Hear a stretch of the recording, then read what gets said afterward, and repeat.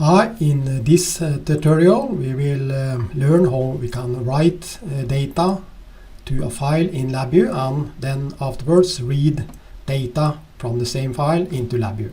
So basically this tutorial is about writing and reading data files in LabVIEW. There are lots of ways to do that in LabVIEW, but the easiest way is to use. So if you are in your block diagram in LabVIEW, select the file IO palette, and then here you have lots of functions, sub-VIs, etc. that you can use in order to write data to a file or read data from a file. I will show in this tutorial and use those two. These are the most simple functions to use. So you have the write to measurement file, which you find here. You will use this to write data to a measurement file or a text file, and the other one is read from measurement file. So this is used when you have a file with data and then you want to open that file and the data inside that file and present it in LabVIEW. So we will use these two functions, write to measurement file and read from measurement file. So here you see a basic example how to use that write to measurement file function inside LabVIEW. So this is a basic example that we will create step by step. It consists of a chart.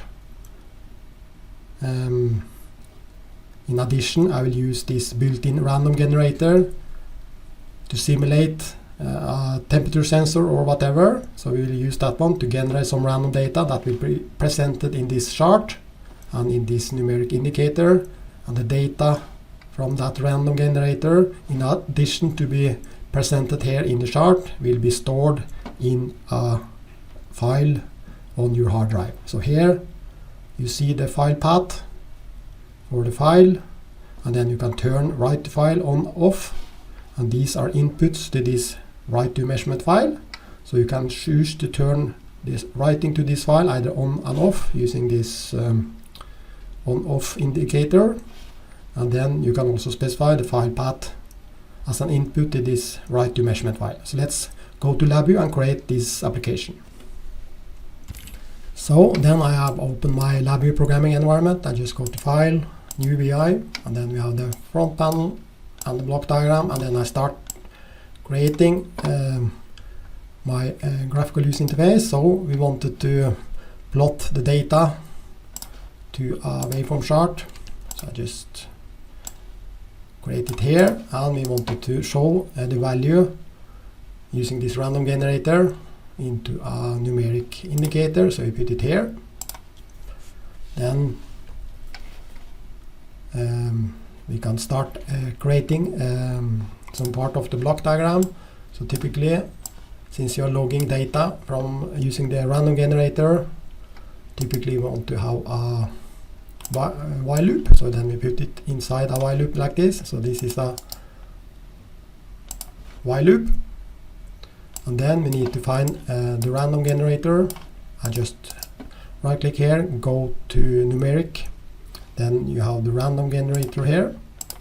So if I click Ctrl H, so this function, I can also right click visible items, label. So this is random generator range. So this has two input. You specify the upper and lower bound. So I want this to simulate a temperature sensor. So assuming I just set the upper bound. So then I just right click here on the input, create a constant. I'd say 30 as the upper bound. And also, since this should simulate a temperature sensor, I also select a double value here. So then I just remove this one, start once more, the upper bound, create constant, specify 30 as the upper bound. So then also right click here, visible items, label. So this is the upper bound, and then the lower bound, create constant, and then I specify 20. So then this random generator should generate a random value between 20 and 30. So I have specified the upper and lower bound like this. And the output of this one then will be a random number between 20 and 30. So then I just wire this one to this numeric, which I have here on my front panel, and also I wire it to the waveform chart. Put it here, like this. And then typically I want to have a stop button here on my front panel, so then I just go to Boolean, find a stop button, I put it here, and since it says stop inside the button, I don't need to show the label, so then I just right click, visible items, and remove the label like this. Next, I want to save this value to this text file, so then I just right click here, go to File IO, and select this write measurement file, put it here on the block diagram, and then this configuration window will pop up.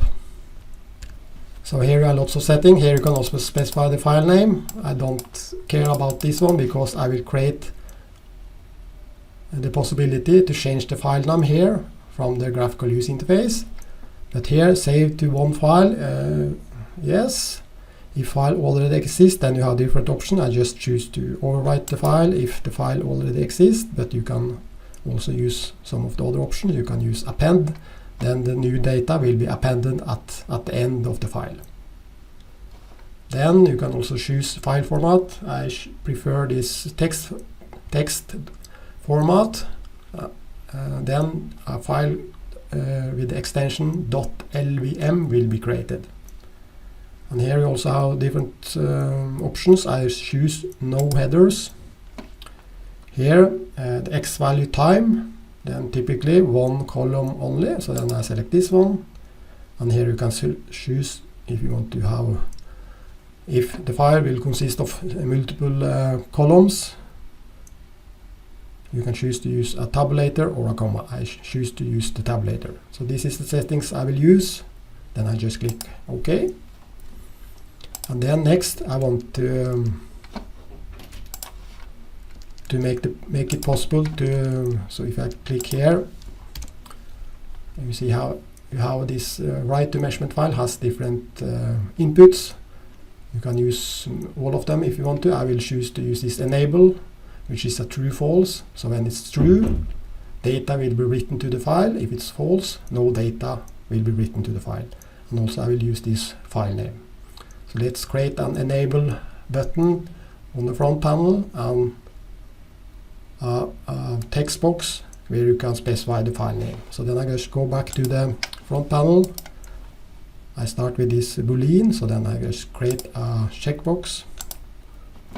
So then I can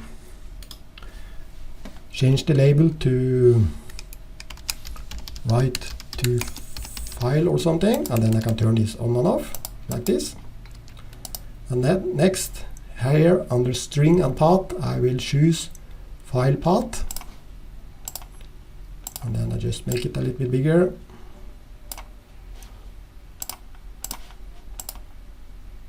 By dragging like this, and then I put all on the same line, just select all of them and use this alignment tool like this. So now here I can turn writing to file on and off, and here I can specify the file name. So let's just create a file name here in this box. I just choose to create a file in a temporary folder, and then I just call the file measurement data, but of course you can call the file whatever you like, and then the extension was LVM or LabVIEW measurement file. Then I can also click here, edit, make current values default, so then next time I will open this VI, then this name will be here. So then next I need to connect those to this write to measurement file. So then you have the write to file here and the file path here. So then enable is connected to this one, and file name is connected to this one. And then the signals here will be the actual value, which is generated by this random generator. So now we are more or less finished. The stop button should of course be wired to this condition, to the while loop. So when you click on the stop button, the while loop will stop and the application will stop, and also the writing to the text file will be stopped. In addition, there are good practice to have this timing, so then I just right click, select timing, and use this wait function. I can also right click, select the visible items, then this has an input milliseconds to wait, so then I just right click, create constant, and then choose, let's say, 1000 milliseconds. So then this while loop will go here forever until I click the stop button, and in each iteration it will wait 100 milliseconds. So basically this is the application. So let's try it. I can just save it also, so I just click Ctrl S and then find a location here on my C drive. So I call it write data to file. Of course you can call the file whatever you like. I'll click OK. And since this random generator should simulate a temperature sensor that goes from 20 to 30 degrees Celsius, then I just also change the name of the numeric indicator here. I can call it temperature and then degrees Celsius. So then I have the unit as well as, so here it shows that this one should be a temperature value and the unit should be degrees Celsius. And I could do the same here for the x-axis and y-axis on the chart. So the time should be in seconds. Then I specify seconds, and here on the y-axis this should be the temperature. And the unit as well, degrees Celsius, like this. So now we are ready to start testing the application. I click on the run button. I also can turn on auto scale, and then the x-axis should go from 20 to 30 like this. And then you see the generated temperature value goes between 20 and 30 degrees Celsius. And also you see here I have lots of decimals. Typically a temperature sensor doesn't need to have 4 decimals, so then I can just right click on it, go to properties, select display format, then I can select digits of precision. I can remove this one, hide trailing zeros, and then I can select only one digit. And then you will have presented here 21.8 degrees Celsius. So now we can start the application once more. So then you see a new value is presented here every second. So a new value here will be shown in the graph or in chart every second. I haven't turned this on, so if I go to my C drive in my temp folder, and you see this measurement data file hasn't been created, but when I turn this on, then I go back here, you see the measurement data file has been created, and if I open it in Notepad, then you see every second there will be a new temperature value here. So this column to the left here is the time in seconds. So the first value is 0, 1, 2, 3, 4, 5. So a new value is generated every second. I just open it once more, and you see more values has been created. So this is the x-axis, the time, and this is the actual temperature value. So I close it and open it once more, and then you see more data has been written to the text file. So basically this is how you write a simple application like this. And in this case I'm just using the random generator to simulate a basic temperature sensor, and then the data from this simulated temperature sensor is written to this text file, which I present the name here, and I can turn logging to this text file on and off by clicking on this enable button like this. So now we have shown how we can write data to a text file from the LabVIEW programming environment. So let's see how we can do the opposite. So now we have a text file with data stored on the hard drive. So now we want to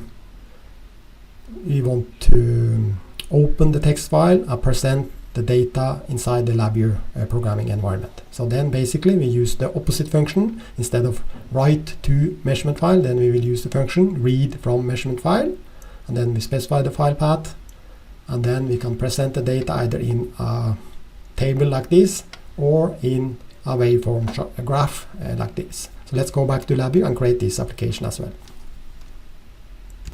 So then we are back in the LabVIEW programming environment. So here we have the write data to file. Then I just create and select file new VI to create the new file, and then I can save it. Open data from file or something and save it. And then also here I want to so then we go back to the file IO. Instead of write to measurement file, then we select this read from measurement file. Here we don't need any while loop, since we will read all the data in one operation. Also here you get the some of the same configuration settings when you put this read from measurement file to your block diagram, and then you can also specify the file name here, but I will specify it later here in the graphical user interface. Then you can choose what kind of file format, since we use this text and LVM format for our text file. We also need to choose the same here. And we also was using tabulator, and he can also select different timestamps. And also we can, so let's start by finding the file name here. I'll just click on this icon and select the text file that we have created. This is the text file, measurement data. And then in addition we need to select this one, read generic text file. So now I just click on this one, and then you can click here, read file now, and then you see a sample data. So this is the data that are stored in the text file. This first column is the time, 0, 1, 2, 3, etc. And this second column is the actual temperature value. So then I can just click OK here. And then next. Also here I need to put the data either in a graph or some kind of an array. So let's start by creating a waveform graph, which I select here.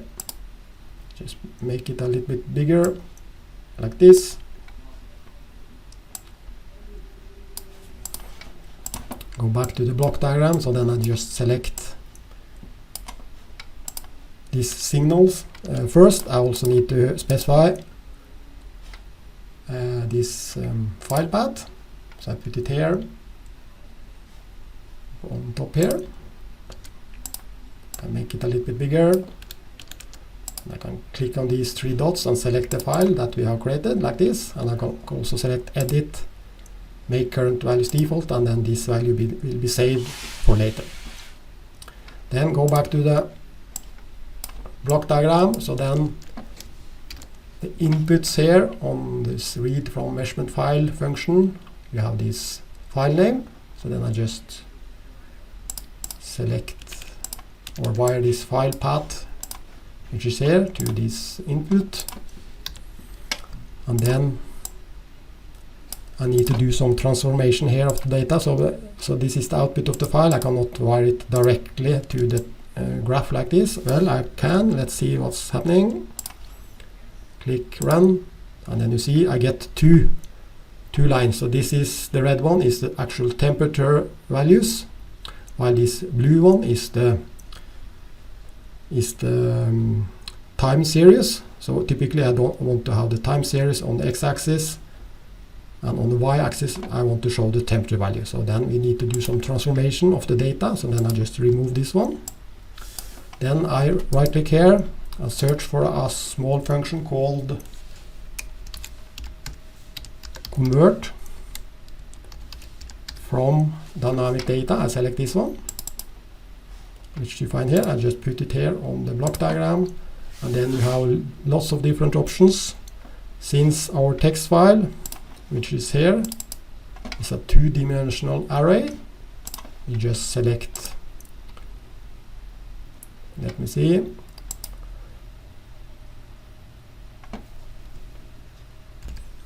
so I just select this option, two array of scalars, columns are channels.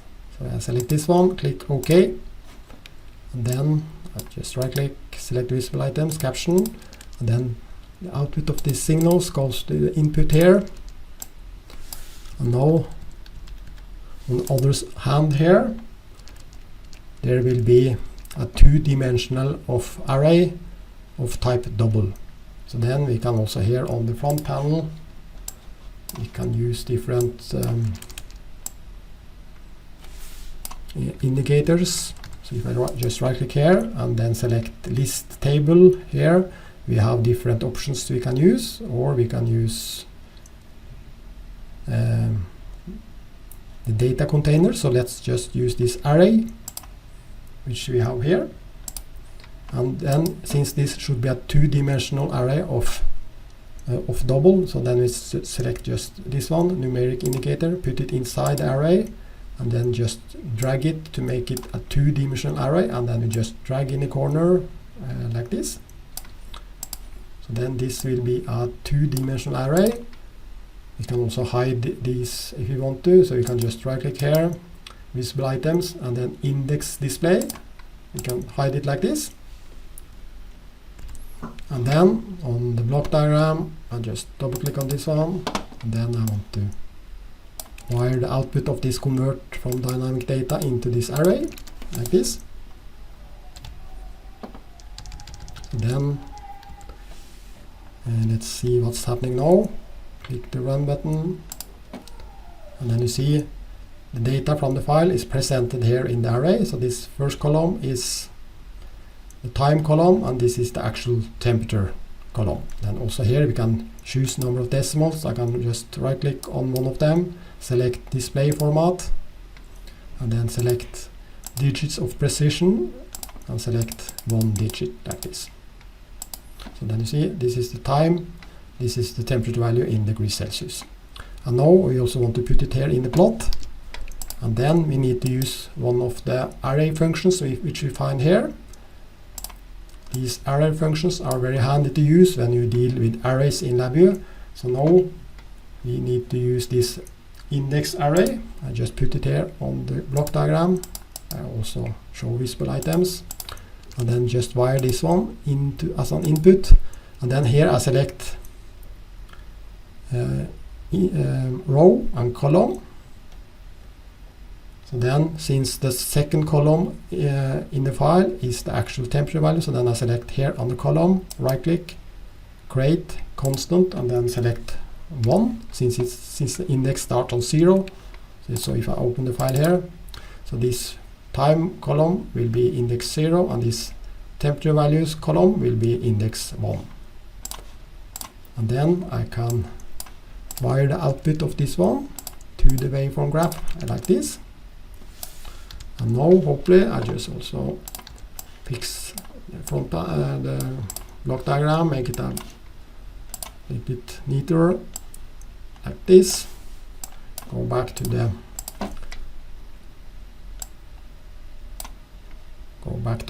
front panel and make it like this. Save it and just click the run button. And now you see, here I specify the file path, here the data, the temperature data are presented in the waveform graph, and here you see the data also in this array. I can change the name to temperature data or something, and then I can also here add units, etc. So then I just type here temperature in degrees Celsius, like this. So basically, now we have created two basic LabVIEW applications. The first one, write data to file. Then we use this write to measurement file in order to read data from this random generator. Of course, here you can switch the random generator to whatever you like. It could be a real sensor or other stuff that you want to save to a file in LabVIEW. And then we specify the path, and then the data are stored in this file on this specific path. And in this case, there was two columns: the timing column and the temperature data in the second column. And then we made a second application that used this read from measurement file. We specified the same path and the same file, and then we use this convert from dynamic data in order to convert this signals data that was used by this read from measurement file. It was converting it to an array of 2 dimensions, where the first column was the values for the timing in seconds, so 0, 1, 2, 3, etc. And the second column was the actual temperature value. And then we needed to use this index array, and then selected column number 1 in order to just be able to get the temperature value here in this waveform graph. So this is a basic example how you can write data to a text file in LabVIEW and then create a second application where you actually read the same data in another application like this.